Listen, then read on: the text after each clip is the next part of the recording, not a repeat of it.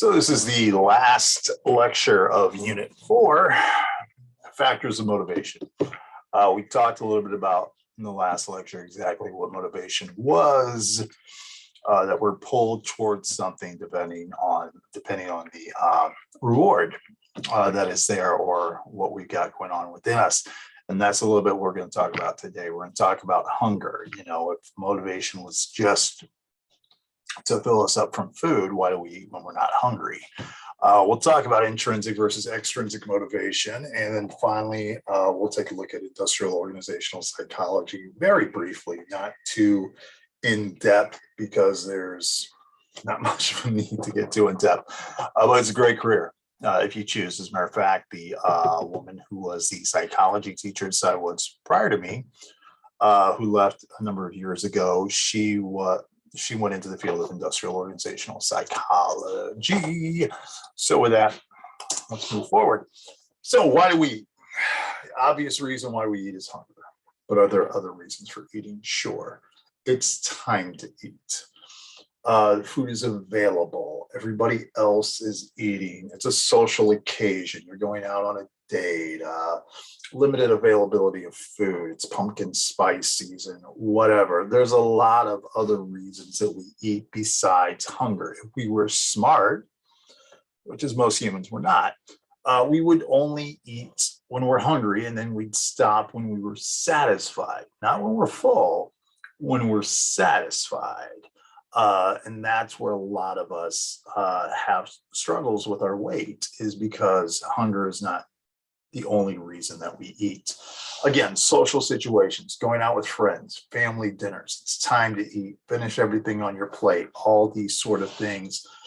Stress, increased heart rate of anxiety, so I need extra food to distract from other issues. I can't control what's going on in my day-to-day life, but I can control these donuts and what happens to them. Now, what's important when we take a look at something like anxiety and depression is there's also people with anxiety and depression that don't eat. You have somebody with anorexia, bulimia, which is an anxiety disorder about appearance, whatnot. They will eat less. You have somebody, a sign of depression is that food loses its taste. So sometimes people will lose a lot of weight when they're depressed. So again, a lot of times it can be a symptom, but there's more underlying problems. And again, take advantage of a moment when food is available. You're at a buffet. We're going to eat more at a buffet because there's all these things available to us. It's a seasonal thing, all these other situations. And if I don't eat it, somebody else will. If you're somebody with many brothers and sisters, you're not hungry, you get home, that last piece of birthday cake's there. And even though you're not hungry, you may eat it because if I don't, somebody else will, and it won't be there later. So again, if we just went with biological motivation, then hunger would be based on an internal state. In the same way, you know, when I'm cold, I put on a sweater. I don't put on 15 sweaters until I hit this moment of extreme heat. So why do we do that with food? You know, again, when I'm tired, I don't oversleep to an extreme, but again, eating, we go to extreme because hunger is vulnerable to the impact of what are called external cues. Show a picture of a milkshake to a person and there will be a hit of dopamine to encourage the pursuit because we remember the other times where the milkshakes were so good. Show the picture to someone who is on a diet and there's an overwhelming hit to get the person to override their prefrontal cortex, which is going, no, I should lose weight. No, we're going to drive ourselves even further because not only is it the taste of the milkshake, it's bad. We're not supposed to. And so that sort of, it's forbidden fruit makes it a little bit more tempting to go with. So again, we get into these external cues of availability, all these other reasons that we eat besides just hunger. Cannon and Washburn did a study back in 1912 to take a look at hunger and basically said, does our stomach match our brain? And a lot of times it does. So I forget if it was Cannon or Washburn. I guess it was Washburn. Lost the bet here, had to swallow a balloon, and this balloon inside of his stomach would actually register every time his stomach would make that little hunger pang. So it would listen to his stomach, and then he was also mentally, every time he was hungry, he would push a button. And you notice there is sort of somewhat of a general, meeting between when his stomach actually made a contraction and when he actually pressed the key and he felt hunger. And that's good if we just listen to ourselves. But again, as we talked about before with hormones, which is leptin. Leptin is a hormone that sort of goes around and tells us whether we're hungry or not. The part of the glucostatic theory, glucose being blood energy, is that leptin is the hormone that goes in our bloodstream and basically says, do I have enough food? So it looks at the stomach, it looks at the blood sugar in the blood system and everything else. And then when we're hungry, it'll tell the hypothalamus to give us food. But as we talked about before, neurotransmitters talk instantaneously and can take care of those problems instantaneously. Hormones take a little bit longer. And as I think I mentioned before, by the time I'm full, when my stomach has had enough to eat and I'm satisfied, full, it takes about 20 minutes for that message to get up to my brain by the time it goes throughout my bloodstream and everything else. So the leptin hormone that's telling me whether or not I have enough food is about 20 minutes late to the party, which is why at the end of dinner, you go, okay, that's it, I'm full. And then 20, 30 minutes later, you're just like, oh my goodness, what's inside my stomach? And you realize how much you overate. And that's why just listening to our stomach is sometimes not the best idea. And again, that's why we shouldn't eat until we're full. We should just eat until we're satisfied. And then that's probably going to match up to where we're supposed to be at that. And there's parts of our hypothalamus, and remember the hypothalamus is the want center. The lateral hypothalamus is the part of the hypothalamus that produces hunger signals. If this is stimulated, a lab rat will start eating because it's being told I'm hungry and it's going to start to eat. However, if you remove the lateral hypothalamus, so the rat never knows that he's hungry, the rat will basically starve to death because he'll never eat because he never gets a signal that he is in fact hungry. The lateral hypothalamus tends to be more active in cold temperatures because the idea of when it's cold, our body wants to put on weight to protect us from the winter, blah, blah, blah, blah. But again, if surgically removed, we would starve to death because we're unaware that we're hungry. So the lateral hypothalamus creates hunger signals. The ventromedial hypothalamus tells us that we are in fact full. We've had enough. I don't want any more food. But if this is removed from our brain, then we'll never know when to stop eating. We'll eat everything in sight because the ventromedial hypothalamus is never telling us, put the spoon down. We're just going to eat, eat, eat, eat, eat. And a lot of diet pills try to stimulate the ventromedial hypothalamus to tell us to, in fact, stop eating, more active in warm temperatures, etc. So again, how do I tell the difference between the two? Lateral tells me I'm hungry, ventromedial tells me I'm full. I've got to be hungry, and then when I eat, I become full. Alphabetically, L comes before B, just the way I always remember. Now, your set point. This is where it becomes interesting. Your hair color, you get from your parents. Your eye color, you get from your parents. Your skin tone, you get from your parents. Your height, you get from your parents. Your muscle structure on your body. You get all of this from DNA, from genetics. So doesn't it theoretically make sense that we would also get fat cells and metabolism from our parents? And the answer is, yeah, we really do. We get our parents' DNA. Now, again, we can manipulate it all we want, but our body is already sort of predetermined what it's supposed to be. You can work out and go to the gym and everything else. You stop working out and going to the gym, you're going to go back to what you were supposed to be. So you take a look at pictures of your parents in high school. And if in high school they have a body type that is similar to your body type in high school, where they are today is probably where you're headed to, unless you manipulate it. Go to the gym all the time, diet all the time, whatever. For example, my set point is about 210, 205, 210. That's my set point. That is where my body is naturally comfortable at. Now, I could lose weight, exercise, eat differently, everything else.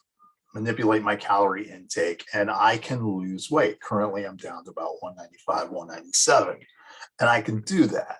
And it's no problem. But the thing is once I stop that manipulation and I just go back to my normal lifestyle, I'm going to go back up to 205, 210. And it hasn't always been 210. When I was in my 20s, it was 205, 200. When I was in my college years, it was 185, high school 175. So the metabolism slows down as we get older. Now, at the same time, if I just eat food, and sit around and watch TV and don't exercise at all, my weight can also go up to 225, 230, where it's been before. But then if I just stop that lazy lifestyle, not necessarily diet and exercise, I'm going to go right back to 210. That's my set point. I've got my dad's DNA. That's sort of what you're set up to be. Every day at lunch, you eat lunch at a certain time. This regulates your body's metabolism.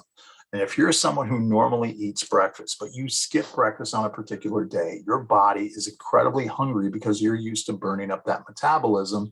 And your body is like, where's the fuel that you promised me? But if you're someone who normally doesn't eat breakfast, your metabolism doesn't really start kicking in until later on, which is why when you eat breakfast, it suddenly feels weird and it just sits there because your body isn't aware that it's supposed to start breaking it down. So again, you can manipulate your metabolism by starting to eat something for breakfast. It doesn't have to be a huge breakfast, but just something in your body is going to get your metabolism going. And the sooner you get that metabolism going, the more you're going to burn throughout the day. Somebody who skips breakfast, their metabolism is only going this long and it doesn't know when it's going to get food. So it's actually going to slow down. So again, the idea of, well, I'll skip breakfast to lose weight, not a good idea, because when you skip breakfast, your body just starts to have metabolism later in the day. If you want to kickstart that thing early, you need to have a little bit of breakfast. And again, when you smell food, you suddenly feel hungry that you may not have noticed before. These are these external cues that happen. You may also ignore a hunger if you get distracted by other things. Think of how many times you've gotten to the end of the day, you were so busy and you had tests and projects and you had to go to work and whatnot, and you're ready to lie your little head down to sleep. And at that time, you look at yourself and you think, did I eat today? Sometimes we've been so busy, we forget to eat. So again, it's not just the internal cues, it's things that are going on externally as well. We become easier to get along with when we eat. We're more agreeable when our hunger is taken care of. You take a look at this chart over here. People are asked to read a study on, should we put more money towards cancer research, towards the military, towards a trip to the moon, or 3D movies, just kind of a control thrown in there. And this is how they scored it, just, getting the report and reading it. Then they were given a snack. Here's a little snack while you read. And notice how much more agreeable they went with the argument, because now they had something to nosh on while that was going on. So again, a lot of things can impact us. As cultural influence, ethnic differences, American diet versus an Asian diet. If I have foreign exchange students, one of the things they point out more than anything else is the size of the portions in America. We want a great deal.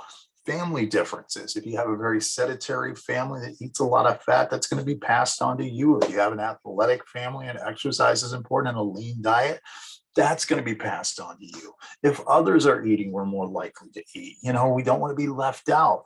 The size of the portions. Again, Europeans offer those smaller portions. Americans supersize it.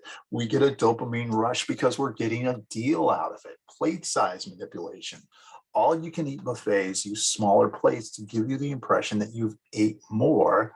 But those who charge per item use bigger plates because the idea is, it was so little food, I've got room for dessert, and then they can charge you for that. We eat more at a buffet because there's more choice. I don't want to miss out. When I'm going to have this opportunity again. We eat more at the holiday because we perceive it's limited availability. Again, pumpkin spice season, the holiday desserts that we only get at Thanksgiving, pumpkin pie. We never eat pumpkin pie in June, even though we very well could. So this idea that there's always room for dessert is because dessert's a different food. The prospect of ice cream is so different. You know, we have room for ice cream. That fifth slice of pizza, man, I've already had 4 slices of pizza, but the ice cream is something new, and that can greatly manipulate us into what we want. So there again, you see plate size and the impact that that has. Other psychosocial factors on our eating is media expectations. The average American woman is 5'4", she weighs 140. Average American model, 5'11", 117. They're genetic freaks. There's only a few of them on the planet, you know, but they're all gathered together at Fashion Week or whatever in New York. And you go, oh my God, that's the normal. It's not. You know, an average American model is no more typical of a woman than the average NBA basketball player. You know, those are freakish people. But as a result, we sit there and we go, oh, I got to change my life. I got to change my style so I can be like that. Again, you're going to be like what your DNA is. You can manipulate it a little bit, but you can't manipulate it fantastically. I could go to the gym. I could exercise all I want. I could change my diet. I'm not going to become LeBron James. It's not going to happen. I'm not going to overnight become a 6'8", 250-pound black man. It just ain't going to happen. All right. I've got to be okay with who I am and do the best with what you've got. And a lot of us don't sort of take that mentality. So again, when it comes to things like anorexia, bulimia, anorexia is an anxiety disorder, and we'll talk about this more when we get to disorders. That largely it's, you see every flaw, and we all see flaws in ourselves. Every one of us, when we look in the mirror, we immediately go to our worst feature, and we think everybody notices that. But people who have anorexia are obsessed with that, and they have a very wrong misrepresentation of who they are. Bulimia, on the other hand, is more of a purge and binge, or binge and purge sort of a thing, where there's a lot of binge eating and then purging that goes with it, which again, very bad for your body, because you're telling your body, hey, here comes the calories, and then you remove that from your system, and then your body becomes even, hey, so where are those calories that you promised me? It's like the bad behavior of drinking a diet soda. You know, when you drink, we think, oh, I'll drink a diet soda, it'll be fewer calories. It's fantastic for me. But that artificial sweetener is telling my brain sugar's coming, but then I never give my body sugar. And then my brain's going, where's that sugar you promised me? And then that makes us more likely to eat a cookie to make up for that sugar that we teased ourselves about. Some more stuff there on binge eating and body dysmorphia, anorexia, bulimia. If you want to take the time to go and read that. Obesity. Growing evidence that a person's weight is controlled by biological factors. Again, if you get a certain DNA from your parents, you are going to get a certain set point. You can manipulate it, but once you stop that manipulation, you're going to go back to what you normally were supposed to be, if you would. Now, people who suffer from obesity tend to not only have the physical characteristics from their parents, but they're also more likely to be controlled by what are called external cues. So it's not only the internal genetics that you get and your body's ability to store fat, et cetera, and your lower metabolism, but also largely people who struggle with their weight are more susceptible to external cues. And an external cue is just basically the idea of food is in your house. If you decide I'm going to try to lose weight or change my lifestyle, whatever, and you hire a nutritionist, the first thing they're going to do is go into your refrigerator and go into your pantry and start throwing out food. Because one of the reasons that we eat so much is because so much food is available. And again, these are these external cues. You know, a lot of times obese people, it's time to eat. I have to eat. It's there. It's available. And we struggle with that. And America is a great example of that. And we have bad diets of this food that's available. Hunger makes us more impulsive in all of our decisions. And again, I mean, we're to the point now where I can make a phone call and Grubhub will show up with Jack in the Box food at 2 a.m. It's bad enough that if I'm driving home at 1 a.m. and I see Whataburger's still open, but now I'm just sitting at home and I see a commercial for Taco Bell. And I can get on my phone and someone will be here with it in 20 minutes. If I give them $20, I'm going to listen to that. Because again, hunger makes us more impulsive, and Jack in the Box knows that. Whataburger knows that. Taco Bell knows that.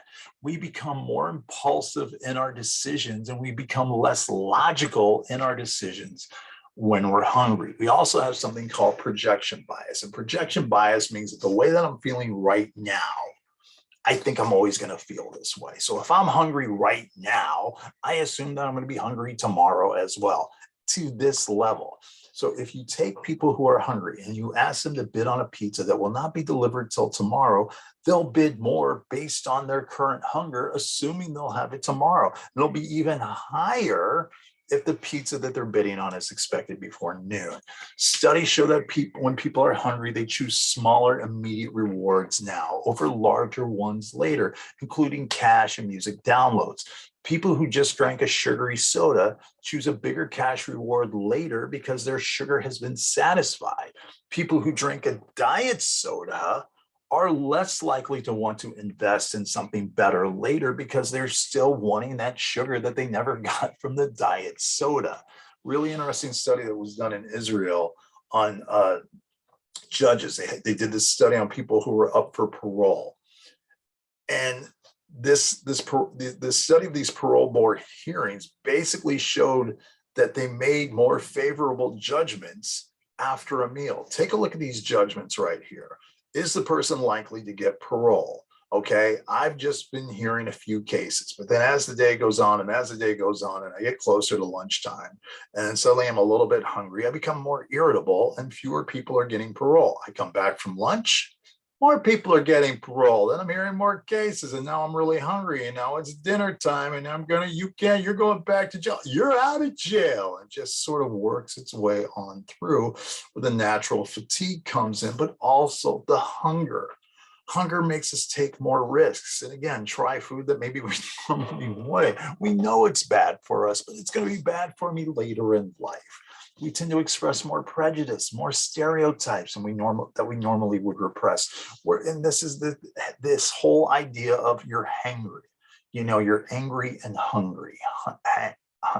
Hangry is what a lot of people will refer to that as.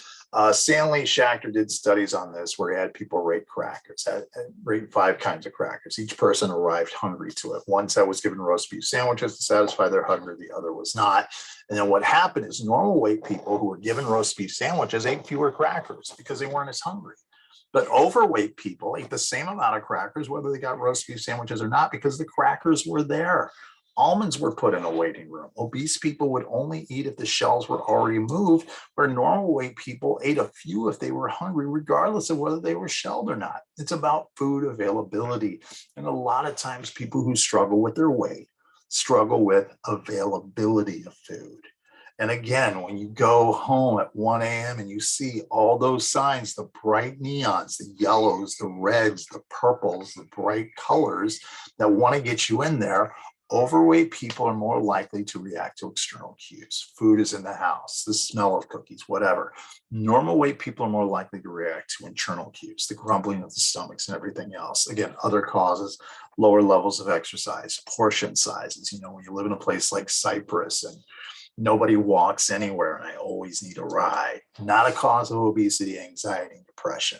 Okay, anxiety and depression could lead to obesity if that's how you're dealing with your anxiety and depression, but it's not a absolute thing that goes over to that. All right. One other thing I want to talk about with motivation here is achievement. The desire for a significant accomplishment, mastery of things, people ideas, attaining a high standard, whatnot.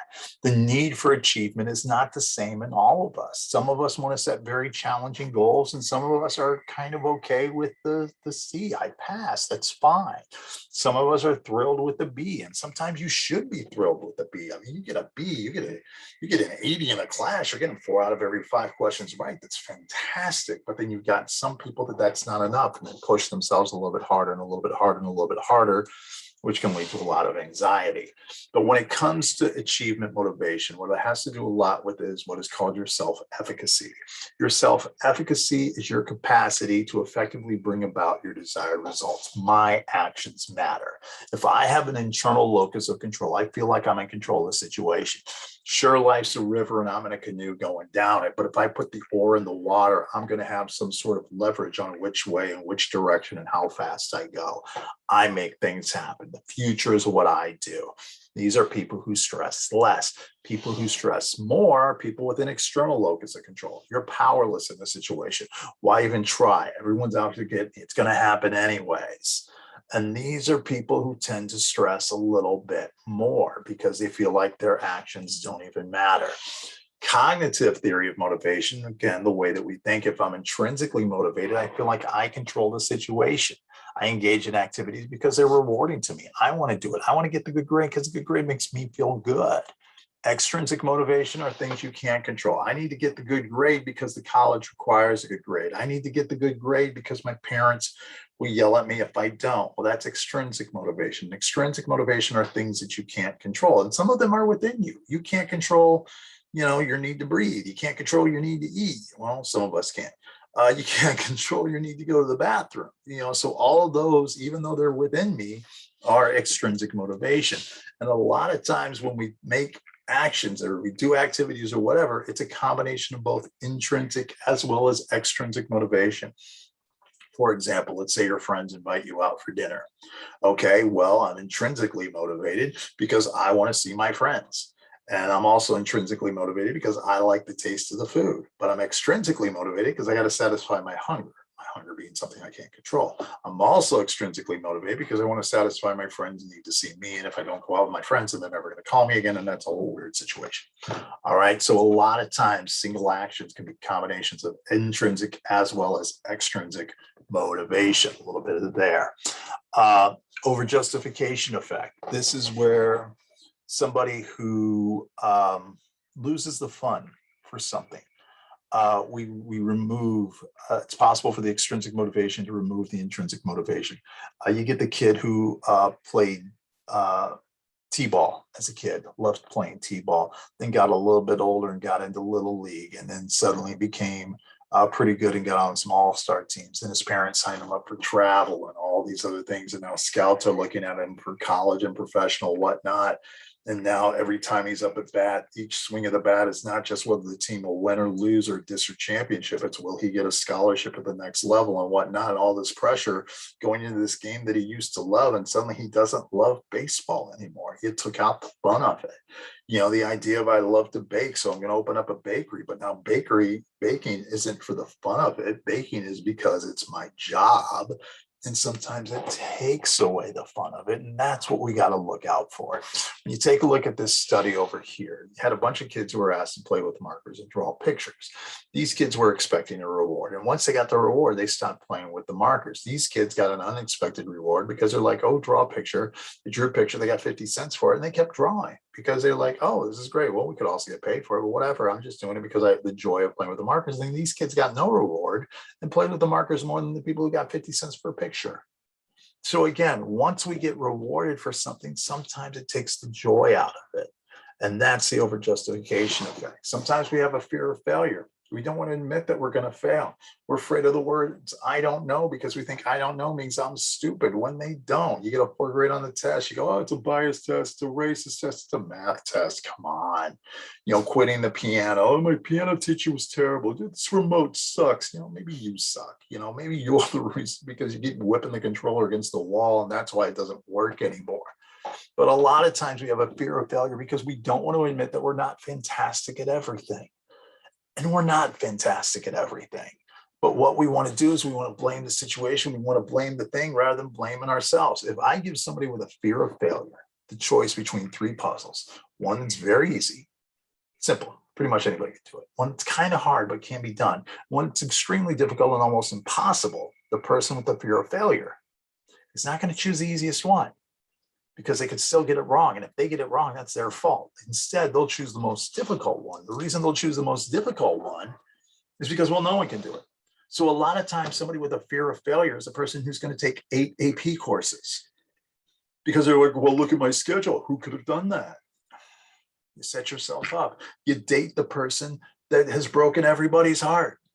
Well, what'd you expect to happen? He's broken up with everyone else and cheated on everyone else. And, so you set yourself up for failure so that you can blame the situation and the scenario rather than take responsibility for yourself, putting yourself in those positions. That's a fear of failure. And then on the other side of the equation, we have what is called a fear of success. And I know we're going, what the hell? Why would we be afraid of success? Because the question is once you're successful, can you maintain it? I mean, how many of you guys have got perfect grades in elementary school, junior high, then suddenly you get to high school and you start suddenly some C's and D's show up. And your parents are like, oh my God, what happened? Yet you have that brother or sister that has always gotten bad grades and they get an A in gym and your parents are like putting it on the fridge. Oh, look at Tommy. He's so smart in gym. He dressed, and you're like, what the hell? I get 1 B, I get yelled at. He gets 1 A in gym and he's celebrated because you peaked. You peaked early. And now you got to maintain that. You see these people, this little girl here on America's Got Talent. I don't even know her name, but is it ever going to get bigger for her than that? No. And so sometimes we have a fear of success because can we maintain that success? Is it what we're supposed to be? Success can create deep conflicts in people. When you find what you're looking for, is that success? May you find what you are looking for. That's a Chinese proverb, which seems like a blessing. May you find what you're looking for. But according to the ancient Chinese, it's a curse. It's a curse because once you found what you looked for, you're like, this is it. This is it. So can you maintain it? Can you maintain these particular things? May you live in interesting times. We're living in interesting times right now. COVID, interesting. Do we really want to be in interesting time? Or would we like the boring times? I want a little boredom back in my life. So again, fear of failure, fear of success, real things that we deal with. Last thing we need to talk about here is industrial organizational psychology. These are people whose job it is to go into a company and basically go, how could I get you guys to work harder? How can I get you guys to work more efficiently? So they sort of go in, interview a bunch of people, are you in the proper jobs, all these other things. And what you're doing is you're looking at people's motivation, what jobs suit you and all these other things. According to industrial organizational psychology, there's 2 types of managers. There's theory X and theory Y. Theory X basically assumes that workers are lazy, error prone, and the only way that you can motivate people is through money. Pay them more, give them bonuses. It's the only way. They're all extrinsically motivated. That's a theory X manager. A theory Y manager on the other side says, you know what? Some people are intrinsically motivated and they'll work for reasons beyond money. Give them more challenges, give them more freedom, give them a title, assistant to the regional manager, whatever. And that's what's going to motivate them. Give them the extra reward, give them the recognition and all these things. And the fact is that some of us are motivated by money. Some of us are motivated by recognition. And some of us, it's a combination of both.